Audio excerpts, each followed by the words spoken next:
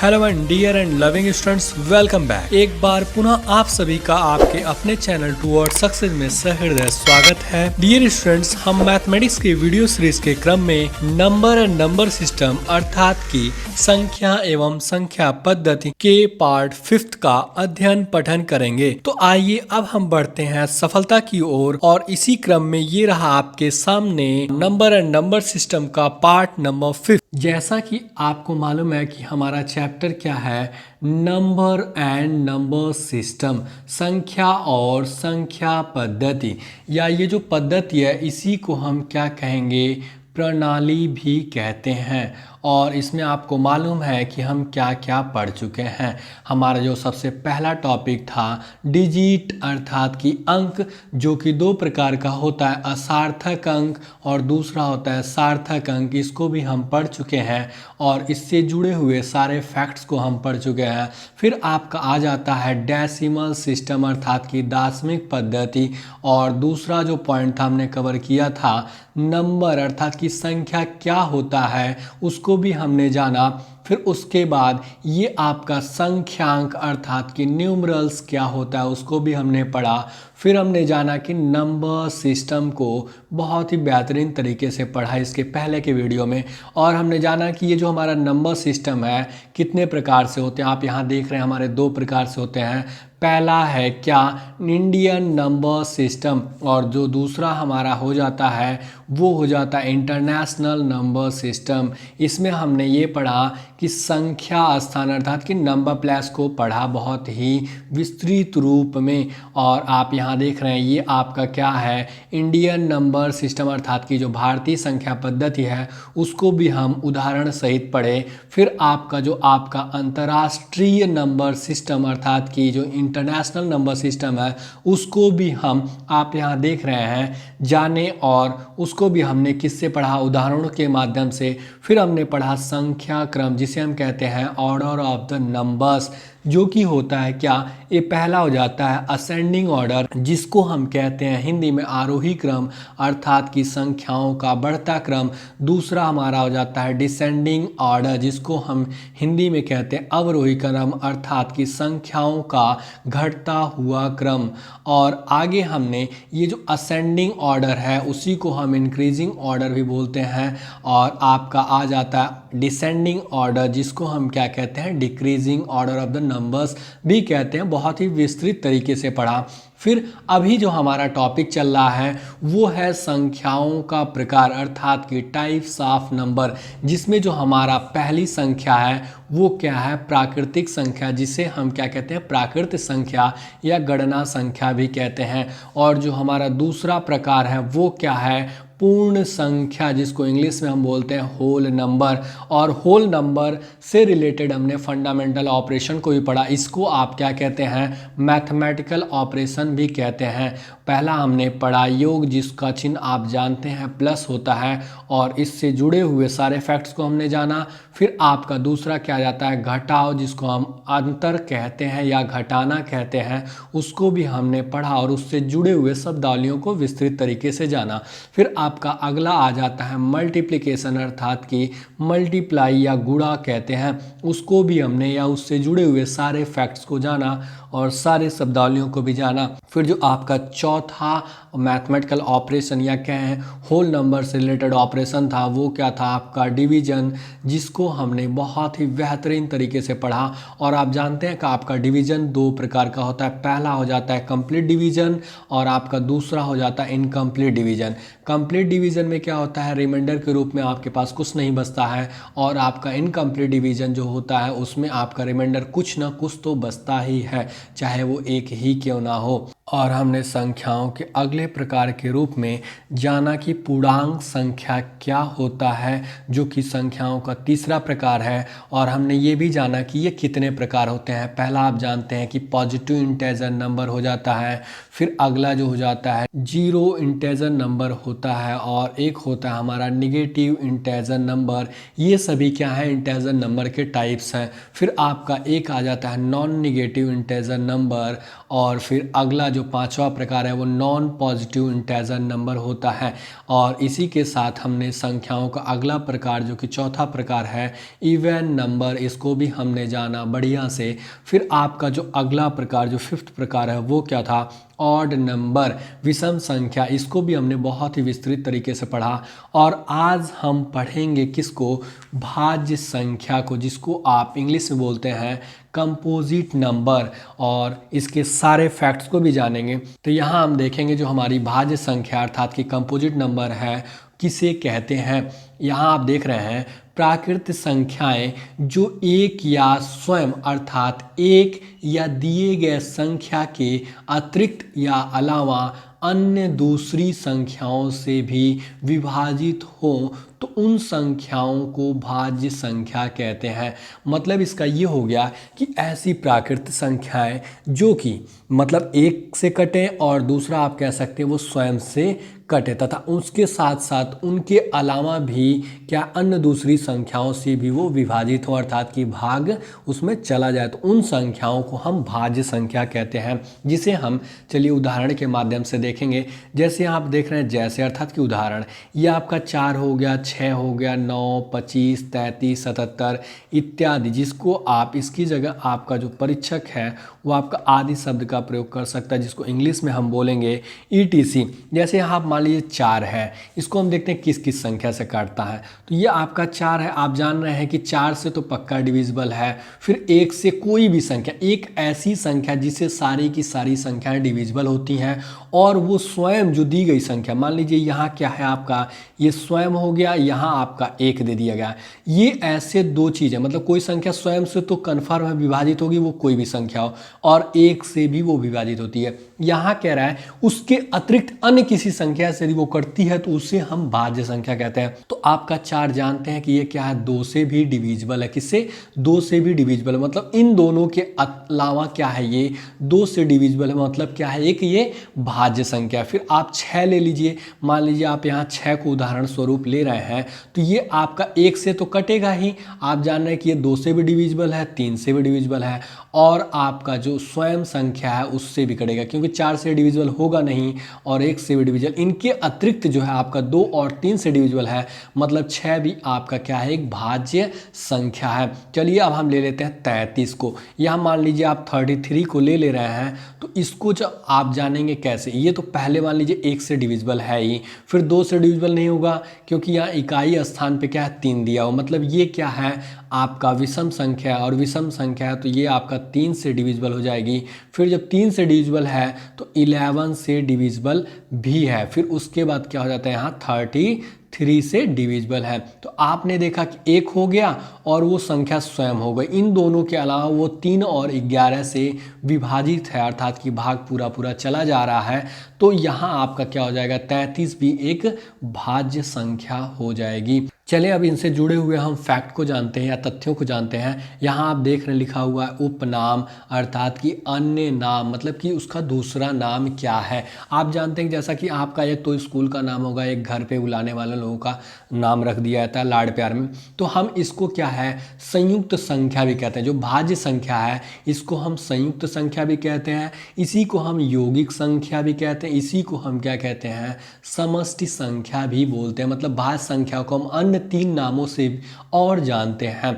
आपका अगला पॉइंट है प्राकृत संख्या जिसके अपवर्तकों की संख्या 2 से अधिक होती है। अपवर्तकों की संख्या तो हम आपको बताते हैं। जैसे मान लीजिए आप कोई भी संख्या ले लीजिए, मान लीजिए आपने लिया क्या, 28 आपने ले लिया, तो इसको आप डिवाइड करिए। मान लीजिए 2 से आपने डिवाइड किया तो आपका क्या हो जा रहा है, 2 1 अब 14 हो जाएगा। फिर आप 2 से करिए तो आपका 7 हो जाएगा। फिर उसके बाद आप क्या कह सकते हैं, 7 से ही ये डिविजिबल होगा, 1 हो जाएगा। तो आप जान रहे हैं कि जो 28 आपका ये संख्या दी है, 1 से तो डिविजिबल कंफर्म होगा, और उसके बाद यहाँ देख रहे हैं 2 से भी डिविजिबल। भाई 2 का 2 बार प्रयोग किया गया तो हम क्या करेंगे, एक ही बार उसको लिखेंगे। फिर आपका क्या है, आपका यहाँ देख रहे हैं 7 है, मतलब 2 से भी है, 7 से भी डिविजिबल है।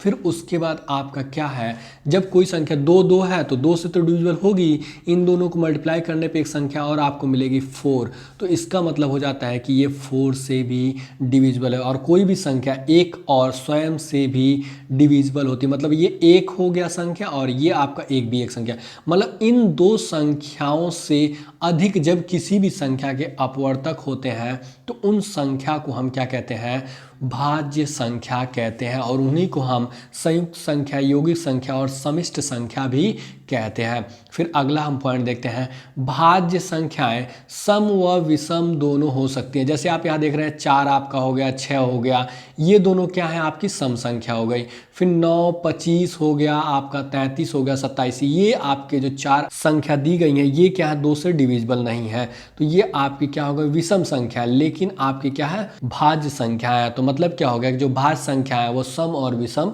दोनों हो सकती हैं। अगला पॉइंट देखते हैं हम, संख्या एक न तो भाज्य है न ही अभाज्य संख्या है। क्यों नहीं है इसको हम बता, जैसे मान लीजिए 1 है तो सीधी सी बात है ये सिर्फ 1 से डिविजिबल होगा, लेकिन यहाँ आपका क्या होना चाहिए, आपने इसके पहले पढ़ा कि प्राकृत संख्या जिसके अपवर्तकों की संख्या 2 से अधिक होती है, लेकिन यहाँ तो सिर्फ वो स्वयं से ही कटेगी, ठीक है, और वो स्वयं संख्या क्या है, एक ही है, इसके अपवर्तकों की संख्या 2 से अधिक नहीं है। तो ये क्या होता है कि एक न तो भाज्य संख्या और न ही अभाज्य संख्या है। फिर अगला पॉइंट देखते हैं यहाँ, 4 सबसे छोटी भाज्य संख्या है। क्या है, 4 सबसे छोटी भाज्य संख्या है। जैसे आप यहाँ देख रहे हैं 1 क्या है, ये तो ना आपका भाज्य है ना अभाज्य है। फिर 2 आप देख लेते हैं तो 2 में ही 1 और 2 आएगा, तो ये भी क्या होगा, 1 और 2 के अलावा होना चाहिए, तो ये भी आपका क्या है, भाज्य संख्या नहीं है। फिर 3 को देखेंगे, ये भी सिर्फ किससे कटेगा, 1 से कटेगा और 3 से कटेगा,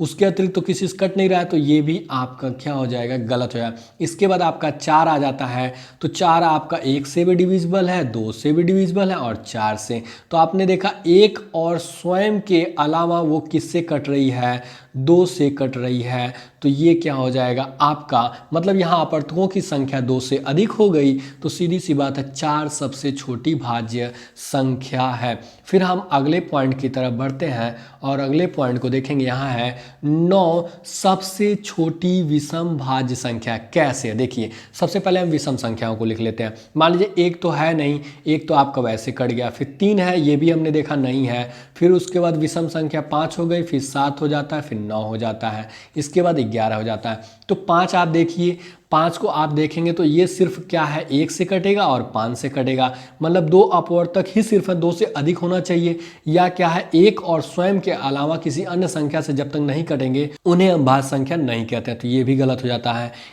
7 आपका है, 1 से कटेगा और आपका 7 से कटेगा और किसी से नहीं कटेगा, तो यहाँ भी अपवर्तकों की संख्या सिर्फ 2 हो रही है, या कहें 1 और स्वयं के अलावा किसी अन्य संख्या से नहीं कट रहे हैं, तो ये भी आपका गलत हो जाएगा। 9 आप देखेंगे तो ये आपका 1 से भी कटेगा, आपका 3 से भी कटेगा और आपका किससे कटेगा, 9 से भी कटेगा। तो मतलब 1 आप कह लिए और 9 कह लिए, स्वयं संख्या हो गई। इनके अतिरिक्त वो क्या है, 3 से भी कट रही है संख्या या विभाजित हो रही है, तो वो संख्या क्या हो जाएगी, भाज्य संख्या होगी। तो विषम संख्याओं में आपने देखा कि 9 सबसे छोटी विषम भाज्य संख्या है। संख्याओं के अगले प्रकार के रूप में हम पढ़ेंगे अभाज्य संख्या, जिसे इंग्लिश में हम क्या बोलते हैं, प्राइम नंबर्स।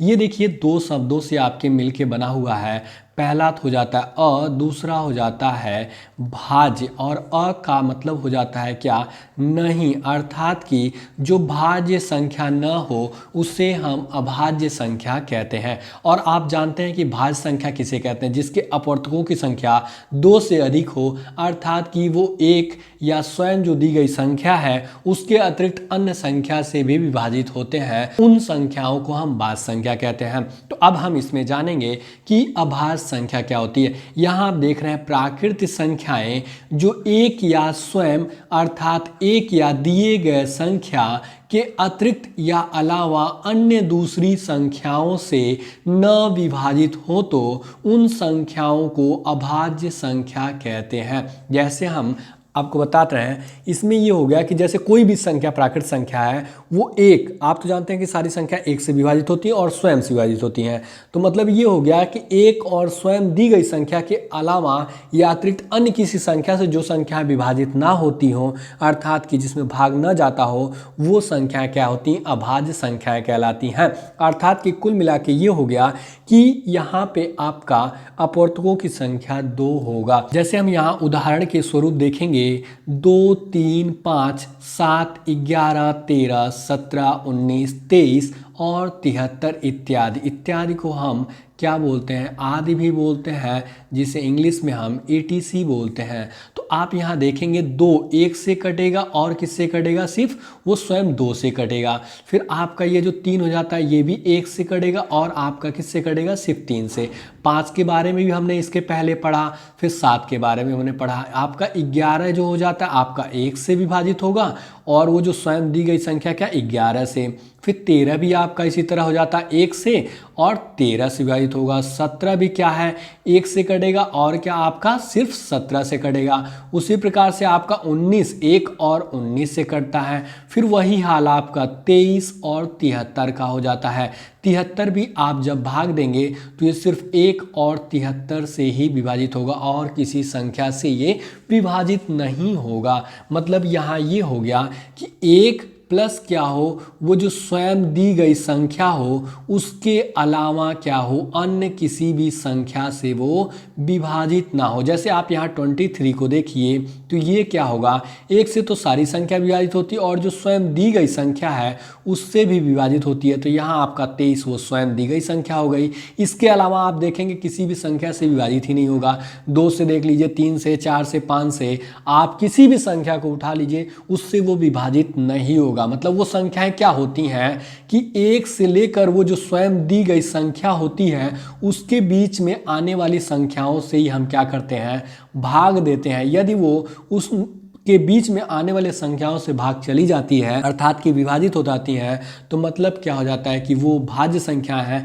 अर्थात कि यहाँ पे ये आपका हो जाएगा कि जब अपवर्तकों की, किसी भी संख्या के अपवर्तकों की संख्या सिर्फ 2 हो तो वो संख्याएं क्या हो जाती हैं, अभाज्य संख्याएं होती हैं। और जिनके आपने पहले पढ़ा कि जिनके 2 से अधिक अपवर्तकों की संख्या होती है उन्हें हम क्या कहते हैं, भाज्य संख्या कहते हैं। उपनाम अर्थात कि अन्य नाम देखते हैं हम यहाँ, इन्हें अन्य किस किस नामों से जाना जाता है। इन्हें हम जानते हैं रूढ़ संख्या और असंयुक्त संख्या। मतलब जो आपका अभाज्य संख्या है इसको हम रूढ़ संख्या के नाम से जानते हैं और असंयुक्त संख्या के नाम से भी जानते हैं। फिर आगे देखते हैं प्राकृत संख्या जिसके 2 ही अपवर्तक, एक वह स्वयं दी गई संख्या होती है, वही क्या होते हैं, आपके अभाज्य संख्याएं कहलाती हैं। फिर अगला देखते हैं संख्या 1 न तो भाज्य है और न ही अभाज्य संख्या। जैसा कि हमने भाज्य संख्या को पढ़ते हुए बताया, ये क्यों नहीं है अभाज्य संख्या, ये हम आपको बता। जैसे 1 आप देख लीजिए,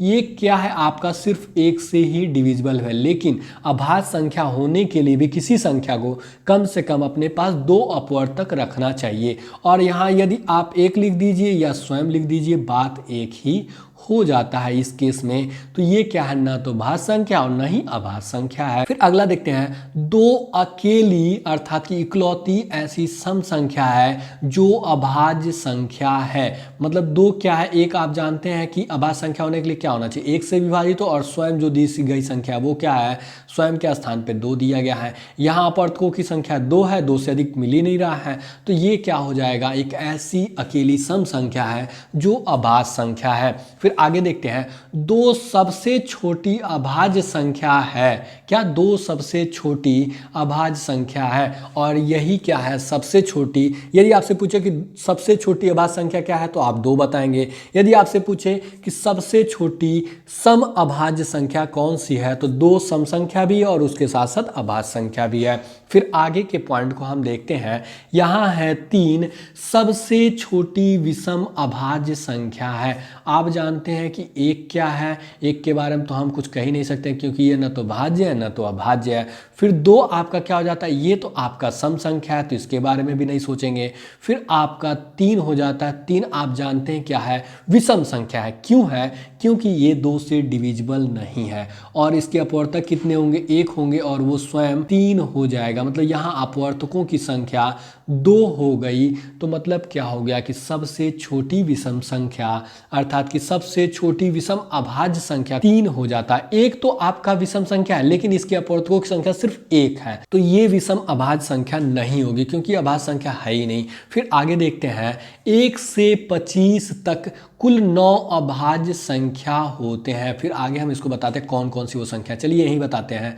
2 हो गया, 3, 5, 7, फिर आपका 11, 13, आपका 17 आ जाता है, फिर 19, आपका 23। ये आपके 9 ऐसी संख्या है जो 1 से 25 के बीच आती हैं और सभी की सभी अभाज्य संख्याएं हैं। आपका आगे देखते हैं, 25 से 50 तक कुल 6 अभाज्य संख्याएं होती हैं। फिर आगे आपका आ जाता है 50 से 100 तक कुल 10 अभाज्य संख्याएं होती हैं। क्या? 10 अभाज्य संख्या होते हैं। फिर आगे देखते हैं, 1 से 100 तक कुल 25 अभाज्य संख्या होते हैं। अब कौन कौन होते हैं? आपने देखा कि 1 से 25 तक कौन होते हैं? 2, 3, 5, 7, 11, 13, 17, 19, 23। ये क्या होते हैं? आपके 1 से 25 तक होते हैं। फिर आगे देखते हैं, 25 के बाद आपका 29, 31, 37, 41, 43, फिर 47 हो जाता है आपका 25 तक, जो कि 6 है। ठीक है, यहाँ आप देख रहे हैं कि ये कुल 9 है। फिर जो कहाँ से होते हैं? 1 से लेके 25 तक आ जाते हैं। फिर आगे आपका आ जाता है कितना? 6 आ जाता है, जो कि कहाँ से होते हैं? 25 से लेकर के आपका 50 तक आ जाते हैं। फिर आगे देखते हैं हम, 53, 59, 61, 67, 71, 73, 79, आपका 83, 89, 97। इनकी कुल संख्या कितनी हो जाती है? आप यहाँ देख रहे हैं 10 हो जा रही है, जो कि कहाँ से कहाँ तक आते हैं? 50 से लेके 100 तक। और कुल मिला दिया जाए तो ये उनकी संख्या क्या होती है? 1 से 100 तक कुल 25 अभाज्य संख्याएं होती हैं। फिर आगे हम देखते हैं क्या है, सिकाडस नाम का एक कीड़ा जिसका जीवन काल 13 या 17 वर्ष होता है, जो कि एक अभाज्य संख्या, मतलब ये जो आपका सिकाडस है इसका उम्र या तो 13 साल होता है या आपका 17 साल होता है। 13 क्या है? आप देखेंगे सिर्फ 1 से डिविजिबल है और जो वो स्वयं दी गई संख्या 13 है। फिर आपका ये जो जाता 1 से डिविजिबल है, ये आपका क्या है? 17 से। इसके अलावा वो किसी भी संख्या से डिविजिबल नहीं है। मतलब इन दोनों केसों में आप देखेंगे कि आपका जो अपवर्तकों की संख्या है क्या है? अपवर्तकों की जो संख्या है वो कितनी है? कुल मिलाकर के 2 ही है, 2 से अधिक नहीं है। और आप जानते हैं कि जो संख्या जिनके अपवर्तकों की संख्या 2 हो, जिनमें एक तो सभी संख्या से विभाजित होती है और स्वयं से, उनके अलावा अन्य किसी से विभाजित ना हो, तो उनको हम क्या कहते हैं? अभाज्य संख्या कहते हैं। आपने देखा कि हम क्या है, जो आपके नेचुरल नंबर्स हैं ये क्या है? आपके नेचर से ही जुड़े हुए हैं। आपका ये कौन सा है? सिकाडस एक कीड़ा होता है जिसका उम्र कितना है? 13 साल होता है या तो 17 साल होता है। चलिए हम आगे बढ़ते हैं। अब हमारा आ जाता है हमारे सामने जुड़वा अभाज्य संख्या। जुड़वा मतलब जानते हैं, जिसको इंग्लिश में बोलते हैं हम क्या? ट्विंस बोलते हैं। मतलब क्या हो गया? प्राइम ट्विंस नंबर हो गया। तो देखते हैं हम ये प्राइम ट्विंस नंबर क्या होते हैं। आपने ये देखा कि अभाज्य संख्या आपने देख लिया, मतलब क्या है? पहले तो अभाज्य संख्या जरूर होगी, अब जुड़वा हो गया तो कौन कौन होंगे? देखते हैं परिभाषा। जिन 2 अभाज्य संख्याओं के बीच, मतलब जिन 2 अभाज्य संख्याओं के बीच का अंतर 2 हो तो उन दोनों संख्याओं को जुड़वा अभाज्य संख्या कहते हैं। क्या कहते हैं? जुड़वा अभाज्य संख्या कहते हैं। अर्थात ऐसी 2 लगातार संख्याएं जिनके बीच में एक भाज्य संख्या हो तो उन दोनों संख्याओं को जुड़वा अभाज्य संख्या कहते हैं। मतलब 2 लगातार ऐसी संख्याएं जिनके बीच में एक भाज्य संख्या हो तो उनको भी हम क्या कहते हैं? जुड़वा अभाज्य संख्या कहते हैं। यहाँ आप देखिए, जैसे आप उदाहरण में देख रहे हैं 3 और 5 आपको दिया। 3 भी क्या है? एक अभाज्य संख्या, और 5 भी क्या है? एक आपका अभाज्य संख्या। इनके बीच में क्या है? एक संख्या 4 आएगी। मतलब आपका यहाँ परिभाषा दिया है, जिन 2 अभाज्य संख्याओं के बीच का अंतर 2 हो। अगर आप 3 में से 5 को अंतर देखेंगे तो यहाँ पे आपका 2 अंतर है, और आपका संख्या क्या? अंतर यहाँ आपका 2 आ रहा है इन दोनों के बीच का, और संख्या क्या है आपकी? यहाँ 1 दी गई है। आपका जो दोनों डिफिनीशन है क्या हो गया, यहाँ प्रूफ हो जाता है। मतलब जिन दो संख्याओं के बीच में एक भाज्य संख्या हो, मतलब अर्थात कि क्या हो गया, यहाँ भाज्य संख्या आ गई। भाई 4 क्या है, 4 एक भाज्य संख्या ना। आपको बताया गया कि क्या हो, जिन दो लगातार संख्याओं के बीच में एक भाज्य संख्या हो, या आप कह सकते हैं कि जिन दो अभाज्य संख्याओं के बीच का अंतर क्या हो, 2 हो, तो उन दोनों संख्याओं को जुड़वा अभाज्य संख्या कहते हैं। 5 7 है, इनके बीच भी आप देखेंगे 2 का अंतर है। 11 13 दोनों अभाज्य संख्या और अंतर भी आपका 2 है।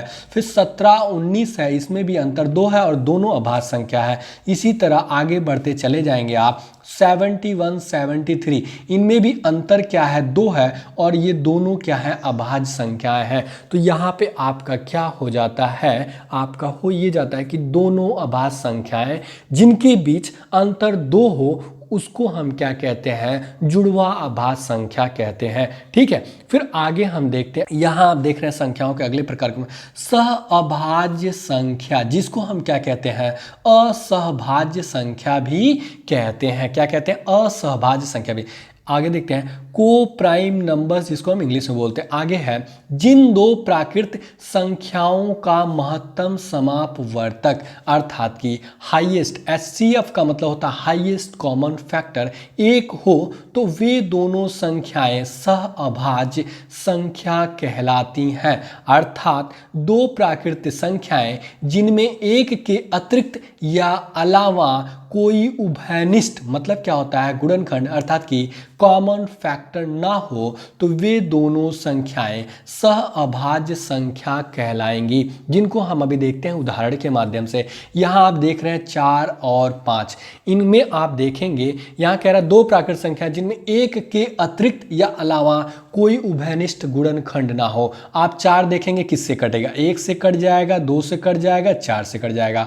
और आप 5 को देख लेंगे तो ये 1 से कटेगा, 5 से कटेगा। आपने देखा कि इसमें कॉमन क्या मिल रहा है, 1 मिल रहा है, मतलब इनका जो कॉमन फैक्टर है वो 1 है। मतलब 1 के अलावा अन्य किसी से ना कटे तो वो संख्याएं क्या कहलाती हैं, हमारी सहअभाज्य संख्या कहलाती हैं, या आप यूं कह लें वो कहलाती हैं असहभाज्य, जिसको इंग्लिश में हम बोलते हैं को प्राइम नंबर्स। आप अगला एग्जाम्पल देख लीजिए 5 और 7 को। ठीक है, 5 आप जान रहे हैं कि 1 से कटेगा और 5 से कटेगा। 7 आपका क्या है, 1 और 7 से कटेगा। इसमें भी आपका जो कॉमन नंबर आ रहा है, मतलब कॉमन फैक्टर आ रहा है, वो क्या आ रहा है, आपका 1 ही आ रहा है। तो ये भी आपके क्या हो गए, असहभाज्य संख्या हो गई। फिर अगला हमारा उदाहरण है 4 और 9। तो चलिए हम 4 और 9 को ले लेते हैं। 4 आप देख रहे हैं 1 से कटेगा, 2 से कटेगा और आपका किससे, 4 से तो 100% कटेगा। 9 देखिए 1 से कट रहा है, 3 से कट रहा है और 9 से स्वयं से तो कटना ही है। लेकिन यहाँ आप देख रहे हैं जो कॉमन फैक्टर के रूप में हमें मिल रहा है वो 1 ही मिल रहा है। तो ऐसा संख्या जिनमें 1 के अतिरिक्त या अलावा कोई उभयनिष्ठ गुणनखंड अर्थात कि उनका जो कॉमन फैक्टर हो वो सिर्फ 1 ही हो, तो वे दोनों संख्याएं सहअभाज्य संख्याएं कहलाएंगी। और चलिए हम अभी आपको जो पहला डेफिनेशन दिया गया उसको प्रूफ करते हैं अगले उदाहरण के माध्यम से। यहाँ आप देखेंगे आपका दिया हुआ है 12 और 13। आप HCF अभी आपको बताया नहीं गया लेकिन आगे बताया जाएगा। HCF निकालना हो तो जैसे हम भाग देते हैं वैसे किया जाता है। तो 12 सबसे हमारी छोटी संख्या है तो हम किस में देंगे, 13 में भाग देंगे 12 से। तो आपका जानते हैं कितनी बार जाएगा, 1 बार जाएगा, तो 12 आप ले लेंगे। 3 में से 2 1 आपका रिमाइंडर बच रहा। आपने देखा कि यहाँ भी जो आपका हो रहा है कि दो प्राकृत संख्याओं का महत्तम सौ पर, तो आपका 1 शेष बचा। अब इसको हम क्या करते हैं, ऐसे ले लेंगे और 12 ले लेंगे। अब ये क्या है, 1 से तो वो कोई संख्या कट जाती है तो 12 बार जाएगा और 12 क्या होता है, वो डिविजिबल हो जाता है। तो आपका जो HCF आ रहा है, मतलब HCF जो आपको मिल रहा है वो क्या हो रहा है, 1 मिल रहा है।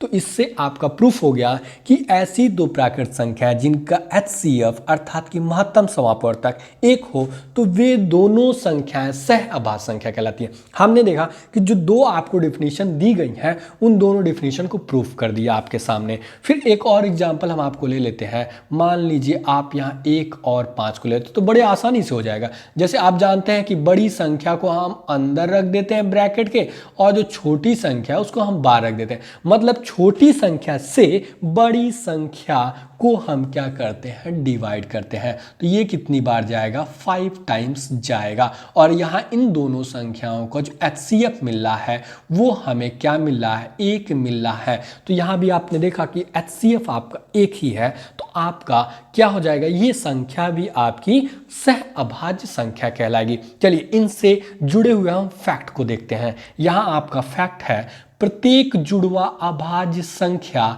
सह अभाज्य संख्या होती है। मतलब जो प्रत्येक जुड़वा अभाज्य संख्या, मतलब इसके पहले हमने जुड़वा अभाज्य संख्या पढ़ा। तो चलिए इस फैक्ट को हम प्रूफ करते हैं अपने एग्जाम्पल के माध्यम से। यहाँ आप देख रहे हैं जुड़वा अभाज्य संख्या, आपका मान लीजिए ये 29 है और 31 है। ये हमारी क्या है, जुड़वा अभाज्य संख्या है। तो 29 हमारी छोटी है, इसको आप क्या करिए, 31 से डिवाइड कर दिए, 31 को डिवाइड करिए। यहाँ आप देखिए एक बार जाएगा तो 29 लिख दीजिए। आपका 11 में से 9 कितना हो जाएगा, 2 हो जाएगा। 2 से जो एक कट हो गया, फिर आप 29 लिख दीजिए। 29 आप लिखते हैं तो 1, तो आपका 2, ये कितनी बार जाएगा, 14 टाइम्स जाएगा। तो यहाँ आपका क्या आ जाएगा, 28 आ जाएगा। 9 8 1 आ जाएगा। अभी तक ये देखा आपने कटा नहीं है। फिर आपका 2 है तो 1 से तो कोई भी संख्या डिविजिबल हो जाती है, 2 टाइम्स जाएगा और यहाँ आपका क्या हो जाएगा, कट जाएगा। यहाँ भी आपका जो HCF निकल रहा है ये आपका क्या हो रहा है, 1 ही प्राप्त हो रहा है। फिर एक एग्जाम्पल हम आपको ले लेते हैं, कौन सा, 5961 का। क्या, 5961 का। तो इससे हम आपको बताते हैं कि जो आपके हमारा जो फैक्ट था वो क्या था, प्रत्येक जुड़वा अभाज्य संख्या सह अभाज्य संख्या होती है। तो आप जब 59 को देखेंगे तो ये भी आपका क्या हो जाएगा, ये भी आपका जुड़वा अभाज्य संख्या है, तो ये भी आपका सह अभाज्य संख्या होगा। इस फैक्ट को हम प्रूफ कर चुके। अगला देखते हैं, प्रत्येक सह अभाज्य संख्या जुड़वा अभाज्य संख्या नहीं होती है। मतलब जो जुड़वा अभाज्य संख्या है, मतलब आपका ये हो जाता है कि जो प्राइम ट्विंस नंबर होते हैं वो तो आपके क्या होते हैं, को प्राइम नंबर्स होते हैं। लेकिन जो आपके को प्राइम नंबर्स हैं वो प्राइम ट्विंस नंबर्स नहीं होते हैं। तो इसको हम प्रूफ करते हैं। जैसे आप एक एग्जाम्पल ले लीजिए, आपने सबसे छोटा एग्जाम्पल आप क्या ले लेते हैं, आपका 1 और 5 ले लीजिए। मान लीजिए 1 और 5, इसको आप ले रहे हैं तो इसमें क्या हो जा रहा है आपका, कि इसमें आप देखेंगे कि अंतर कितने का हो जा रहा है, 5 में से 4 का अंतर हो जा रहा है। तो ये अपने आप वैसे गलत हो गया। फिर हम आगे देखते हैं, आप जानते हैं कि इसका जो सबसे पहला डिफिनीशन था कि दो अभाज्य संख्याओं के बीच का अंतर 2 होना चाहिए, ठीक, लेकिन वहां आपका अंतर कितना है, 4 का। तो ये भी गलत हो गया। ऐसी दो लगातार संख्याएं जिनके बीच में एक भाज्य संख्या हो तो उन दोनों संख्याओं को जुड़वा अभाज्य संख्या कहते हैं। तो आगे अब हम बढ़ते हैं और देखेंगे क्या ये डिफिनीशन हमारा प्रूफ होता है कि नहीं। जैसे आप 4 और 9 को ले लीजिए, क्या, 4 और 9 को, तो 4 और 9 को जब आप ले लेंगे तो आप यहाँ देख रहे हैं पहले तो इसमें अंतर कितने का है, 5 है। तो पहले डिफिनीशन के माध्यम से गलत हो जाता है। फिर आगे आप देखेंगे क्या कि इसमें इसके बाद 4 के बाद क्या आ जाता है, 5 6 7 8, ये 4 आ जाते हैं, ठीक है। जब ये 4 आ जा रहे हैं तो आपका जो डिफिनीशन था किसका, प्राइम ट्विंस नंबर का, उसमें था ऐसी दो लगातार संख्याएं जिनके बीच में एक भाज्य संख्या हो, मतलब एक ही भाज्य संख्या होनी चाहिए। तो यहाँ आप देख रहे हैं 6 क्या है, ये आपका भाज्य संख्या, 8 भी एक भाज्य संख्या, आपको यहाँ दो भाज्य संख्याएं मिल जा रही हैं। तो ये भी आपका प्रूफ हो गया कि प्रत्येक सह अभाज्य संख्या क्या होती है, जुड़वा अभाज्य संख्या नहीं होती है। फिर अगला फैक्ट देखते हैं, दो क्रमागत प्राकृतिक संख्याएं सह अभाज्य संख्या होती हैं। दो क्रमागत प्राकृतिक संख्या, मान लीजिए क्रमागत संख्या क्या होती हैं, चलिए, एक क्रमागत का मतलब लगातार होती है, 2 3 लिख लीजिए, 4 लिख लीजिए, 5 6 7 8 9, फिर 10 11, या आप लिख लीजिए 12, फिर आप 13 तक ले लीजिए, ऐसे ऐसे आप इनफाइनाइट दो क्रमागत होनी चाहिए। तो ये जो आपका 12 13 ये भी क्रमागत हो गई, चाहे सम हो विषम उससे कोई मतलब नहीं है। तो 12 13 आपका हो जाता है। तो इसमें हमारा HCF क्या होना चाहिए, हमारा 1 होना चाहिए, या आप कह सकते हैं दोनों का जो कॉमन फैक्टर 1 होना चाहिए। तो जब 12 13 को आप क्या करेंगे, फैक्टराइज करेंगे, तो इसमें आपका कॉमन, जैसे 12 आप देखेंगे किससे डिविजिबल है, आपका 1 से डिविजिबल है, 2 से डिविजिबल है, 3 से भी है, 4 से भी है, आपका किससे, 6 से भी है, 12 से तो है ही। लेकिन आपका जो 13 है वो 1 से डिविजिबल है और 13 से डिविजिबल है। इसमें कॉमन फैक्टर क्या मिला, 12 क्या है, इतने फैक्टर है, लेकिन 13 के सिर्फ 2 फैक्टर है इसमें, लेकिन आपका जो कॉमन फैक्टर है वो क्या है, एक ही है। तो आपने देखा कि कोई भी लगातार प्राकृतिक संख्या जो होंगी उनको आप उठा लेंगे तो वो क्या हो जाएंगे, सहअभाज्य संख्या होंगे। मान लीजिए आप यहाँ उठा लीजिए 5 और 6, इसके पहले तो आप कहोगे सर कि आपने पहले सम संख्या उठाई फिर विषम उठाई। चलिए अब हम क्या करते हैं, एक विषम और सम संख्या को उठा लेते हैं।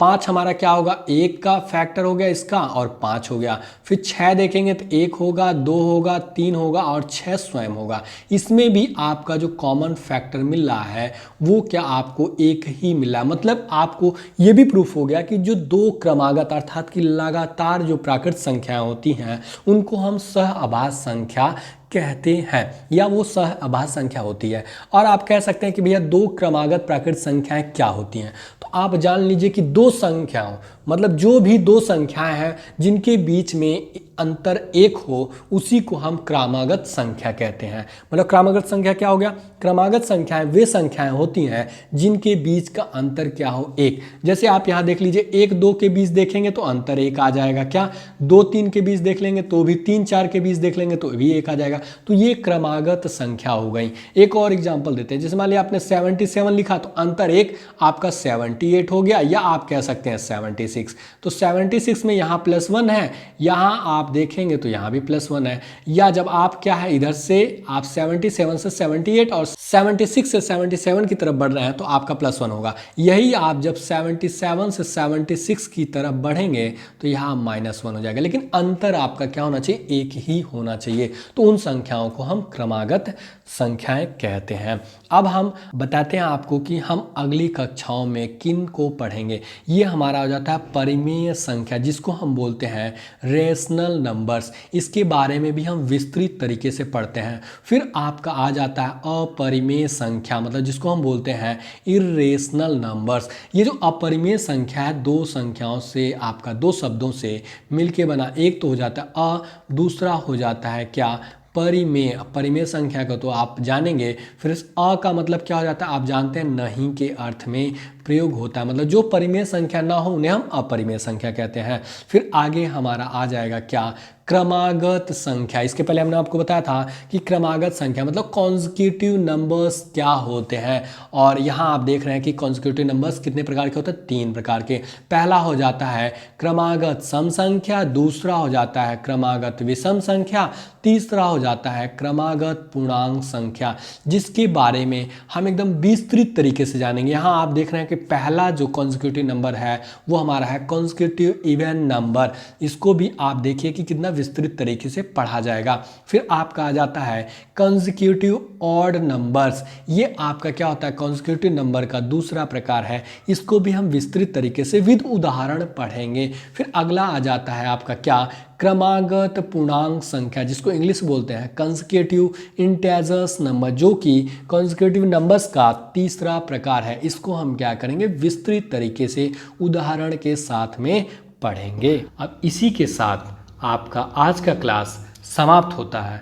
हमारी आपकी मुलाकात फिर कल अगले वीडियो में होगी। My dear and loving students, यदि आपको हमारा यह वीडियो पसंद आया हो तो वीडियो को लाइक एवं शेयर जरूर करें। यदि आपके मन में किसी प्रकार का प्रश्न हो या हमारे लिए कोई सुझाव हो तो नीचे कमेंट बॉक्स में कमेंट जरूर करें। एवं हमसे जुड़े रहने के लिए आपके अपने चैनल टुवर्ड्स सक्सेस को सब्सक्राइब अवश्य करें। वो पास में बने इस बेल आइकन को जरूर दबाएं, जिससे आपको हमारे हर एक नए वीडियो का नोटिफिकेशन मिलता रहे। A lot of thanks for watching this video.